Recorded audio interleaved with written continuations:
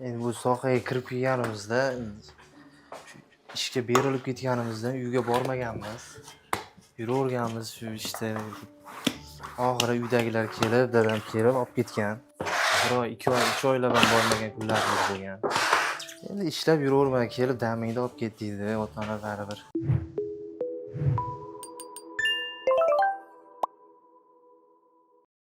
Assalomu alaykum Murodjon aka. Assalomu alaykum. Charchamasizmi? Rahmat, kelinglar. Hozir nonni qaysi bosqichdamiz? Hozir yasalish jarayonidamiz. Aha. Bu yasalib bo'lgandan keyin tandirga kiradi, pishib chiqish jarayoniga o'tadi. Bu o'zi qanaqa non deyiladi bu hozir? Hozir bu ramashka gulli non. Birinchi non yapmaysiz. Necha yoshingizda boshlagansiz? 2015-yil, 15 yoshimda. Qayerda o'rgangansiz non yopishni? Shu yerda, mana shu yerda o'rganganman. Shu yerga kelib non yopib o'rganganmiz. O'zi oilaviy otangiz shu kasb bilan shug'ullanganmi yoki Dadamiz ham shu kasbda bo'lgan. ota kasb ekanda? Ha, ota kasb bo'lgan. O'zi mana shunaqa kichkina nonvoyxona ochishga qancha ketadi? Hammani har xil sharoitidan kelib chiqsangiz, $2000 ketsa kerak. Taxminan. To'liq hisoblab ko'rmaganman. O'zi umuman xarajatlar qanaqa bu sohada? Kunlik, oylik xarajatlar? Mahsulot uchun yoki umuman tandir uchun, texnik ishlar uchun Kunlik xarajat hisoblaganingizda, hozirgi kundagi mana shu o'zimiz ishlab turgan joydagida 1 million ishchi haqqi hammasi bo'lib shunaqa ketadi. 1 million, 1 milliondan oshiq. nechta odam ishlaydi bu yerda? Hozir 2 kishi ishlaymiz, bu yoqda sherigim bilan. Ikkalamiz. Bu yoqda sherigim yopadi, non yopadi.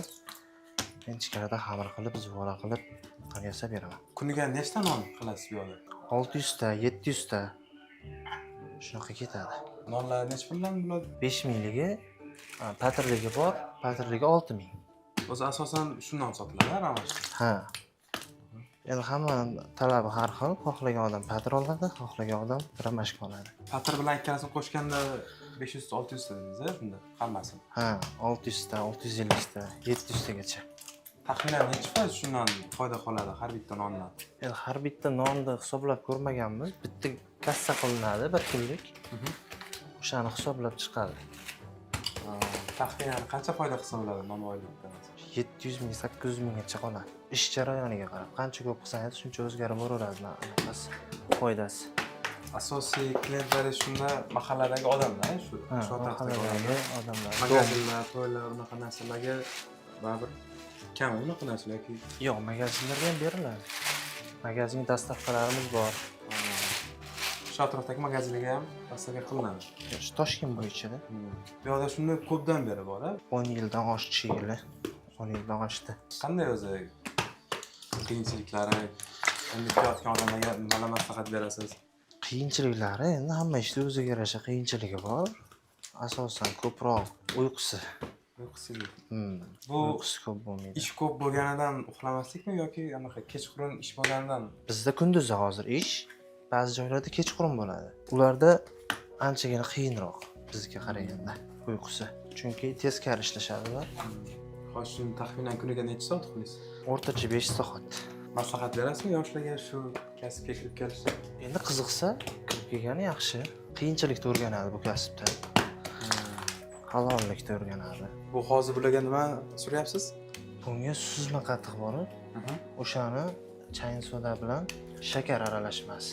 Nima vazifani bajaradi bu? Qizartirib chiqartiradi. Qizartirib, yaltiratib chiqaradi. O'zi asosan qaysi paytlarda non yaxshi sotiladi? Ertalab, kechqurun?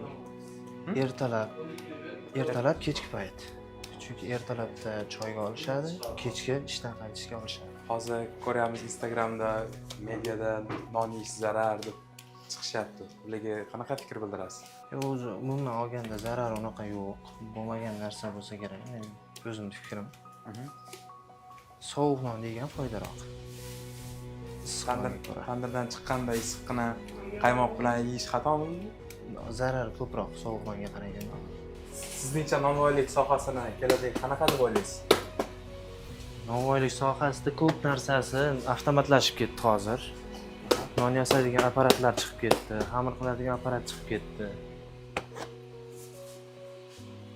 Sekin-sekin borib avtomatlashib ketib qolmasa bo'ldi.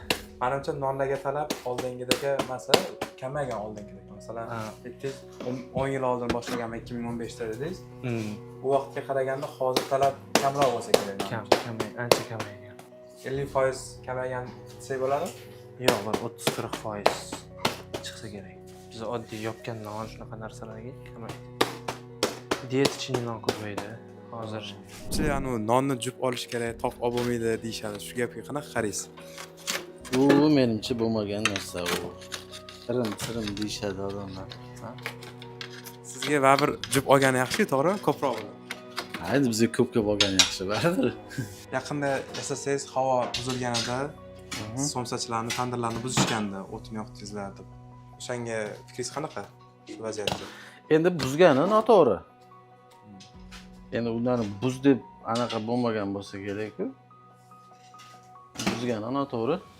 Endi somsani bu non kunlik anaqa ehtiyojga kerak bo'ladigan narsa. Endi somsa, masalan, siz somsa yemasangiz ham kuningiz o'tadi. Endi non baribir yemasangiz anaqa-ku. Ha, bir kunda necha soat ishlaysiz o'zi? Shu soat 4 da turamiz.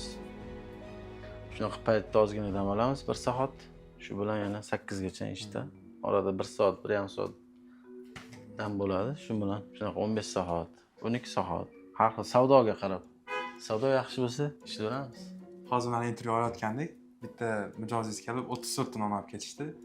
Men hayron qoldim. Zo'r. Bunaqalar ko'p har kuni bo'ladi bunaqalar. Ba'zida 1 kun, 2 kun oldin zakaz berishadi. 100 ta, 150 ta. Yaxshi. Oddiy xonada bu demak. Ha. Ko'p bir kunda shu 4 marta, 5 marta shunaqa klient kelib turadi. Xudoga shukr, yaxshi. Nonvoylikni boshlamoqchi bo'lganlarga nima maslahat berasiz? Boshlasin, zo'r. Yaxshi kasb, halol kasb. Hunar yaxshi hunar. Bo'lmaydigan qanaqadir hunarlar, kasblar kelajagi yo'q deyishyapti internetlarda. Endi bu Xudoga shukr. Non har doim kerak bo'ladigan narsa xalqimizga. Boshlamoqchi bo'lganlar boshlasin, maslahatimiz. Yomon bo'lmaydi. Halol ishlab yaxshi mehnat qilsa, mehnat yaxshi-da. Endi halollik bo'lib mehnatdan qochmasa bo'ldi. Xudo xolasa bu Alloh ishlarni rivojini beradi. Ertalabdan turib, vaqtdan turib Allohdan rizq so'rab halol ishlasa, hammasi to'g'ri keladi. Xatolar ish davomida to'g'rilanib, tajriba oshirib borgan sari to'g'rilanib ketiladigan narsalar. Necha yildan beri shu sohadasiz? 20 yildan oshdi. Nonvoyxona bir oyda qancha daromad qiladi? Har xil mehnatiga qarab, nonining sifatiga qarab, 10 million, 12 millionlar atrofida. Joyi yaxshi bo'lsa, noni yaxshi kelib tursa, klienti yaxshi bo'lsa, ko'proq ham. Nonda mavsum bo'ladimi? Yozda ko'proq, qishda kamroq yoki qishda ko'proq, yozda kamroq degan narsalar bo'ladimi? Bo'ladi. Masalan, yozda masalan o'zingiz ham non kam yeb qolasiz. To'g'rimi? Yozda ham issiqda odam ko'p suv ichadi, non kamroq ketadi yozda. Qishda yaxshi, non ko'proq yeyiladi va yozda shu juda isib ketgan kunlari ozgina kamayadi. O'zi bayramlarni yoki dam olish kunlarini ham aloqasi bo'ladimi nonlarga? Ha, dam olish kunlari yaxshi. Odamlar ana bir-birini ko'rgani boradi, kimdir ota-onasini o'rgangan odamlar 4 ta non ko'tarib boradi, xarajat qilib boradi, va bu yoniga 4 ta non qo'shib oladi. Bir non mehrni ramzi bo'lib qolganda, to'g'rimi?